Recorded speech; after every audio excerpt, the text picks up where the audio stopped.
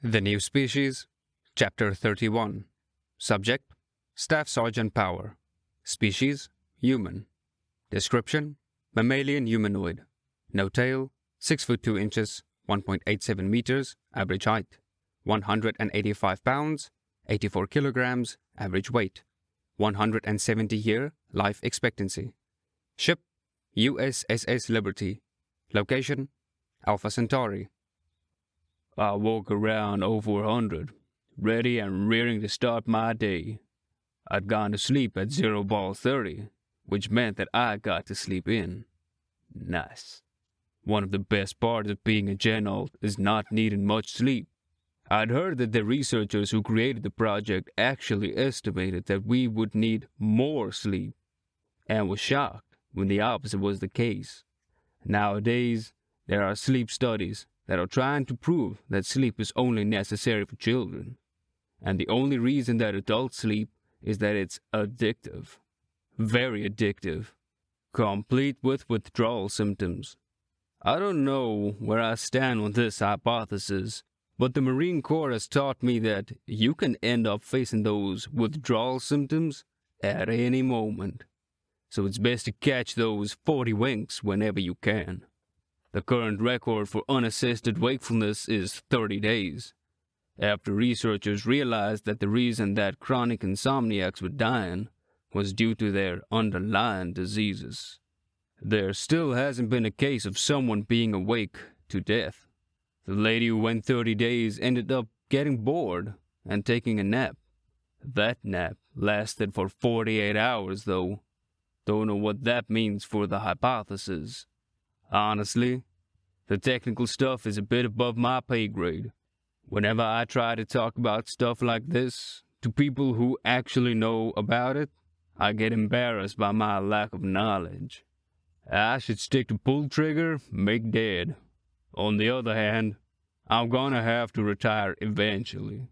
I've got one more rank and everything after that is desk work, and terribly hard to get. Plus, once you get gunny, you get a pretty sweet severance package that includes lifetime pay. That plus my Gen Alt lifetime pay will make it to where I won't have to worry about income while I plan my next move. The worrying part is which direction to plan in. I'm in the difficult situation of being smart enough to do just about damn near anything I put my mind to. Trying to find something that I love doing for an extended period of time is hard. I could go to college and get a degree and enter some sort of field of science or medicine. I'm interested in those, but I don't know if my interest will help me jump through all of the hoops to do so. Or I can enter the trades, take advantage of my genetic alterations to do hard jobs for better pay than most can get. I could even do that for a couple of years until I get enough to buy a ship and license to start doing freight. There's really good money in that, but I wouldn't get to see my family that often unless I brought them with me. I can even go into finances. When I was in my 20s, I'd worked at a bank as a teller, and they almost immediately promoted me to banker. I liked helping people understand their money, but hated trying to sell them on stuff that they didn't really need. That was the last job I had before I up and joined the Corps, and where I met my wife. After I finished my morning routine, I did my knocking, making sure the rest of the squad was awake. Our official schedule is an 0500 wake up, formation at 0600, PT at 07, and then gear check at 08. We did our gear check last night, so we could do the briefing at 08 instead. The only ones I had to actually wake up was PFC Brent and Corpsman Young. Everyone else was already awake, either because they were all Gen Alt like me, or because they'd been in so long their internal clocks woke them up naturally. We formed up, did our head count, and started PT at 0630. 50 in early to being 50 in early. Some complaints from the PFCs, but they were disregarded. We started with stretches, then a brisk jog through the corridors. Then we did push-ups, side straddle hops, crunches, and finally, we came to weights. Weights are a favorite among most Marines, but can be particularly dangerous with gen-alts involved. Non-alts are not allowed to spot gen-alts under any circumstances. This was made part of the Uniform Code of Military Justice very quickly after the genetic program hit the fleet. Every Marine is prideful, and without the out of it being against regs, they try to lift 800 pounds off of a gen-alt chest and blow out their back. Meanwhile, the gen-alt will be stuck with nearly a ton on their ribcage. That's not healthy to anybody, and had resulted in plenty of non-combat related casualties. Everyone was paired with someone that could spot them, and we began to lift. We were all getting a good workout when suddenly we felt the ship into warp, a slight lurch, and a very faint feeling that could almost be called a tingle. If you didn't know what it was, then you probably wouldn't pay it any mind. But we all knew what it was. Weights were racked, and all eyes went to me. You know where we're going, Staff Sergeant? Int asked. Not a damn clue. We'll probably get told at our briefing, I said. Could put the monitors on, Young suggested. I nodded gruff to go ahead as we felt the ship come out of warp. Same sensation but backwards. Hell of a feeling. But it's very fleeting and will only bother you if you focus on it too hard. Gruff got up and tapped one of the mirrors a couple of times, and it changed to an external view of the ship. I always thought this was a better idea than the glass windows you see on bougie shuttles. This looks like Alpha Centauri. I'm pretty sure. Corporal Chang chimed in. Yeah, there's the shipyards. But, hey, son, can you activate the headlights? LCPL Livingston asked. I'm not your fucking remote, Marine. SGT Gruff growled as he tapped the screen again. Yeah, there we go. We're definitely in Alpha Centauri, or the shipyards, and nowhere else are you gonna see that many other ships. Wait. I looked at the screen a bit closer, and it took a moment to realize that the ships that were highlighted weren't the typical civilian ships that you'd normally see. There were carriers and battleships, far more than there should be. Even if we had rendezvoused with the rest of the Second Fleet, there wouldn't be this many. Don't get me wrong, it's not like I could count them, but we were looking at our grouping plus 3 others with a fuck ton of ships per grouping. Hey, Staff Sergeant, you ever seen more than one fleet in the same place at the same time? Gruff asked. Nope, I said. Yeah, me neither. What's going on? PFC Rogers asked with a bit of fear in his voice. Time to be a leader. Who gives a fuck? It ain't none of our damn business until it's made our business, Marine.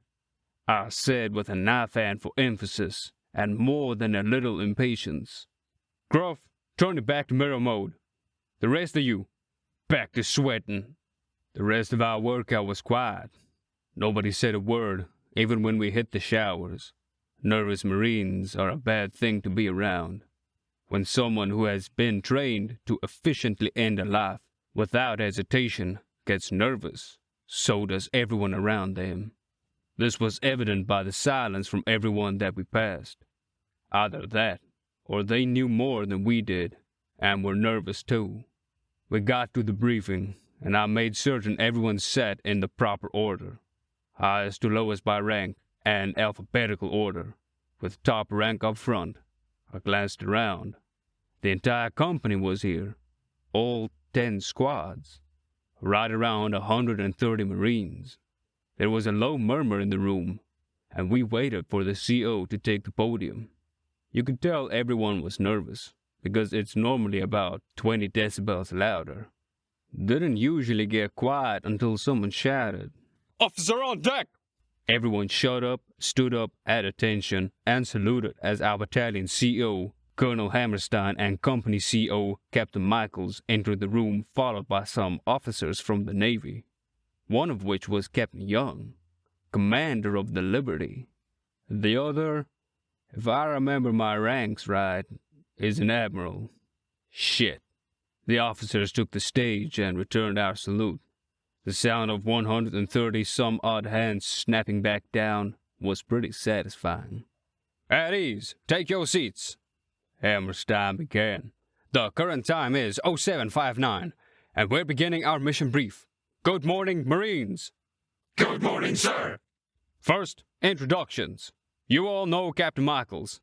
Hopefully. He laughed a little and continued with a gesture to the naval officers. This is Captain Young of the USSS Liberty, and Admiral Archibald, commander of the 2nd Fleet. They will be observing and assisting with this briefing. Hoorah! Hoorah! A screen lit up behind the colonel with images of a grouping of aliens. We'll begin with some context. This is the Republic, or their ships, rather. 16 days ago, one of their ships performed a blind jump into Sol after taking heavy damage and began emitting an SOS. That ship is the Republic space vessel Lawalana, which means something like fights with honor. He began. The screen changed to show different alien ships, including technical schematics. This is the Omni-Union. While the USSS Thanatos and USSS Valor were attempting to rescue the RSV Lawalana, 2 OU destroyers entered Sol and attacked the Valor. These destroyers were terminated with prejudice. Hoorah! Hoorah! During the very brief fight, the Valor accepted a hail from one of the vessels, assuming they were surrendering and begging aid. The Valor came under cyber attack and briefly lost control of their systems, nearly firing upon the Lawalana before their crew could be rescued.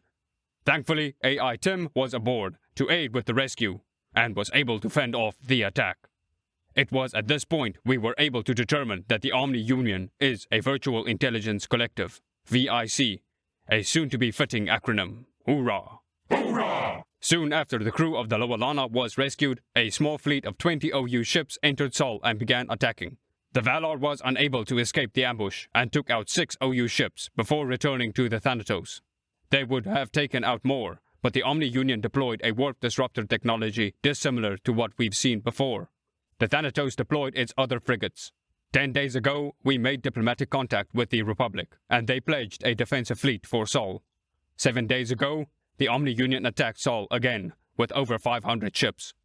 Part of 10th Fleet had been deployed to Sol for defense, and was able to successfully defend the system. Hoorah! Hoorah! Since then, 4th Fleet has taken over the defense of Sol, and Republic forces have arrived to fortify that defense. Admiral Archibald will take it from here. Colonel Hammerstein finished. The colonel and the admiral exchanged salutes as Archibald took the podium. Good morning, Marines. The admiral began with a smile. Good morning, sir. As some of you may have noticed, we are currently in Alpha Centauri, along with 3rd, 5th, 7th, 8th, and 9th fleets. Intelligence has identified 2 things. The first is a target, an enemy stronghold that we plan to take for further intelligence gathering. He paused for a moment and then continued. The second is damning evidence that the enemy is xenocidal. The images on the screen changed to pictures of slaughtered aliens, with tentacles for mouths, and a deep silence fell over the room. Some Marines were probably contemplating the stakes. Others were probably remembering the history of the Taluran War. Most were probably thinking of their families, like me. A beautiful wife, son, and daughter who were waiting for me back on Illyris Station. I felt my face involuntarily scowl at the thought of harm coming to them. I didn't have to look around to know that the faces surrounding me mirrored my own. I want to be absolutely clear, Marines. We won't know what to expect on the ground until we get in system.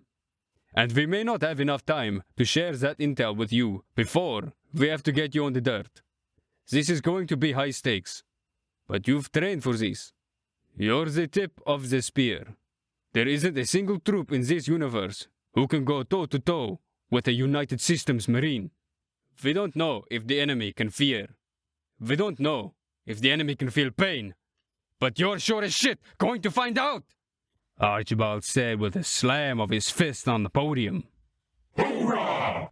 Captain Michaels will outline your part in the mission, he said and stepped away from the podium. Captain Michaels stepped up to the podium and said, I want your complete attention and silence until I finish with this brief.